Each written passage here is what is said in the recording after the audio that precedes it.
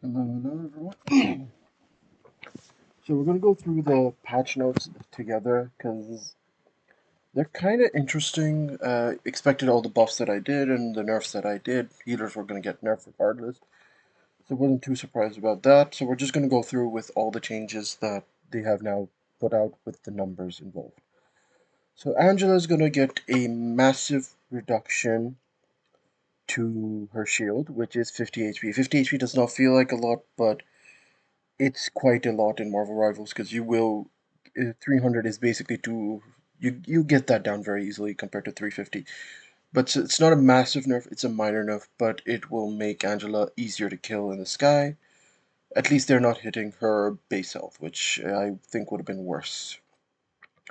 Captain America is getting more damage. Essentially, his vibranium energy saw has gone from 8 seconds to 6 seconds, so you'll be able to throw out your shield a bit more often, which is good because the only time Captain America has been useful is when no one's looking at him. So this might make him a bit more efficient in killing people.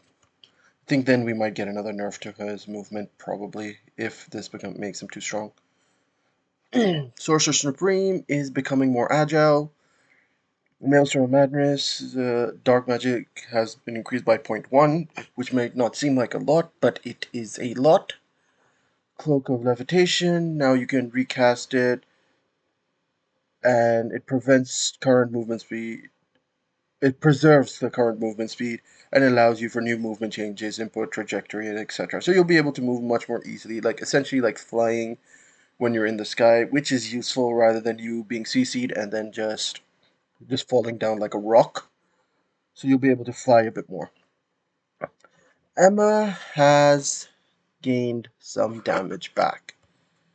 So her hits have gone from 10s to 12, Sentience hits from 15 to 18, Shield hits from 5 to 6. That means her energy is just going to come back. You're going to get to 100 charge a lot easier now, which is very useful. But I don't think she's going to be as strong as she was when she initially came out. But this is a step in the right direction to make her a proper brawler tank. And I think this is going to be quite useful. And Hulk. Finally, our green boy is going to be useful again. So it's easier to jump, and it takes a lot less to charge up to full to max jump thing. So that's good. Uh, the gamma burst is reduced from 8 to 6 seconds. Projectile damage has been increased by 5, so you're going to do a little bit more damage. But the most important one is now when you turn into Big Boy Green, you are CC immune. You are immune from launch effects and knockback effects. So you will not be moved, but but CC like Luna Snow's ice projectile, I think might still hit you, might still freeze you, and I think possibly uh, Emma will still be able to choke you. So if you like being choked as Big Green, you are still able to get that done. Now, so duelist buffs. These are the ones that I have been sort of dreading. Black Panther has been kind of terrible lately. He's not been able to do a lot. But his spear damage has been increased from 45 to 50, and he's getting a damage reduction when he's ulting. So you will probably be able to, you will most likely be able to ult a lot more without just instantly dying. So I say that's a win because I've seen fear and then dead, and beware bast and dead, and it's kind of sad. Blade is getting more buffs. So his shotgun has a new effect. It slows enemies by 40% for 1.5 seconds, increases second hit damage from 20 to 50 when wielding Ancestral Sword. The dash effect removes slow effect from enemies, apply 8% healing reduction. For 3 seconds, reduce damage 15 to 8 per hit. Reduce pellets fired per round. So that's a nerf, I guess. Shotgun from 12 to 11. Fall off now starts at 15 meters, was 20 meters. At 30 meters, damage drops to 50%, was 40%. I think that might be good because Blade wants you to be in mid to short range encounters, so this buffs him in that area, but nerfing him from long distance. So you are kind of forced to play Blade in the mid to short range. So that's good. Daredevil is finally getting a nerf. So his damage has gone down from 85 to 75, which isn't a lot, but it's still better than nothing. And his projectile damage has gone from 32 to 30, which means he will do less damage from the bounce.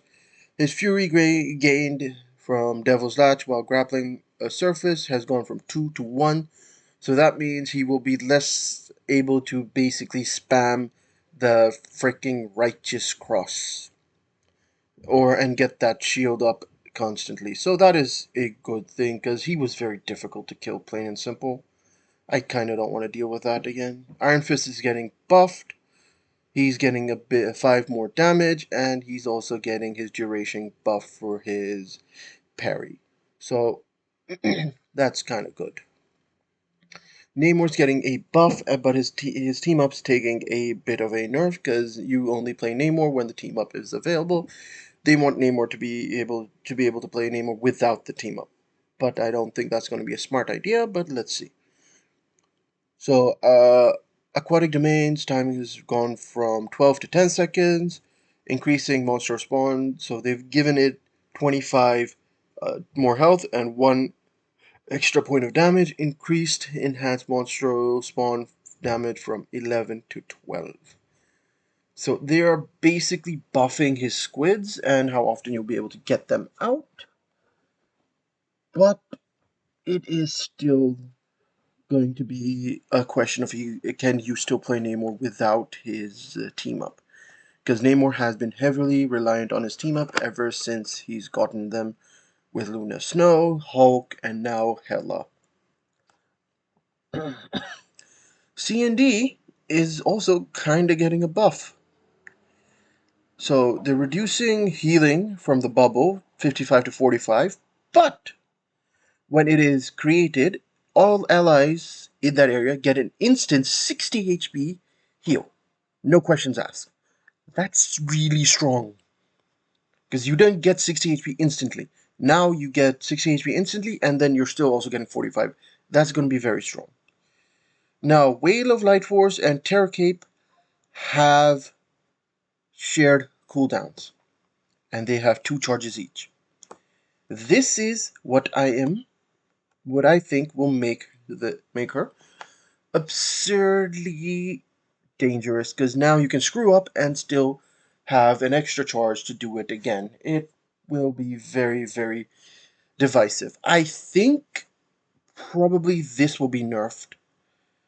Maybe in 2 patches down after we've gone some of that, this might be dropped to like 40 or even lower, or might even be removed completely. Because I think because C&D will be too strong in terms of healing with that. Alright, maybe there'll be another, probably a nerf to this eventually when it comes up. But let's see. Gambit's getting nerfed, which was expected.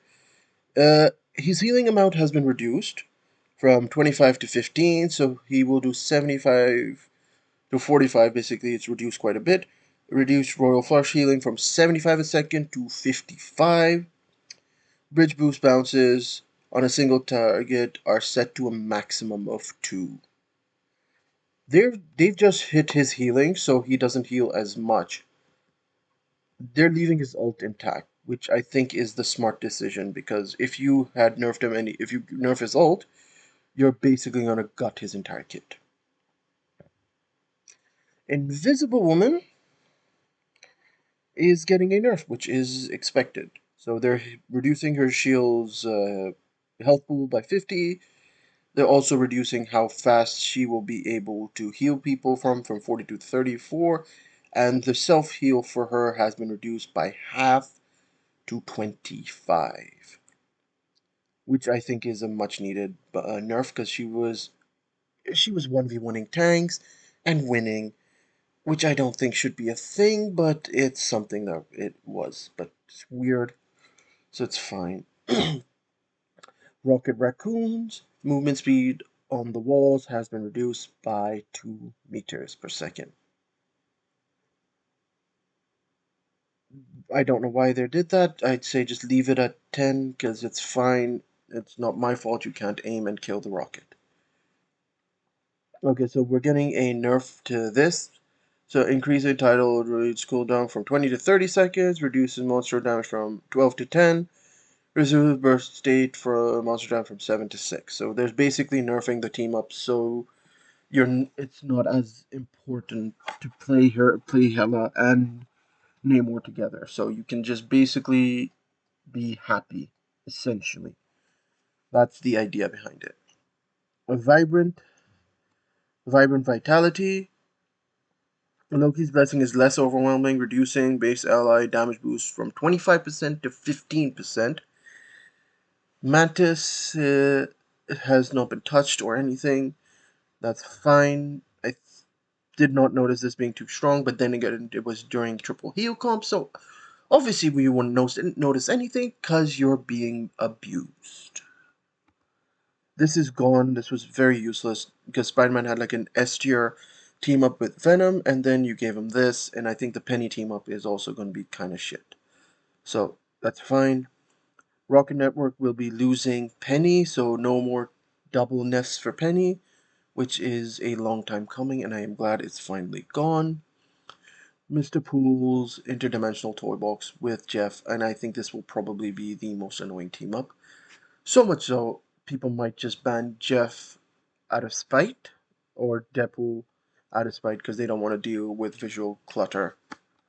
Healing's not the issue, it's the visual clutter the enemies will get that is the issue. The Spider-Man and Penny team up is going to be bad in my opinion, and it's alright. It's like nothing too special. It's just doesn't feel unique enough for me to care because even if Spider-Man can mark multiple targets, he can't take advantage of that because you can't just bounce off of these characters' heads as Spider-Man. You can only charge into one, and you are a single target bruiser. So I don't think it's gonna help Spider-Man at all. But I think Spidey guys would just use it as for the bonus health, so they have a bit more survivability. I think that's the only way it's going to be used, and that's basically it. All right, I think that's everything. I'm actually a bit surprised they didn't do anything to Adam, buff him, or anything, and I think Adam might be just left to the side for maybe another season before they add any changes to him, or they think he's just in a fine position and we are overreacting. Either way, that is all for today, and I will see you next time. Like and subscribe. Bye bye.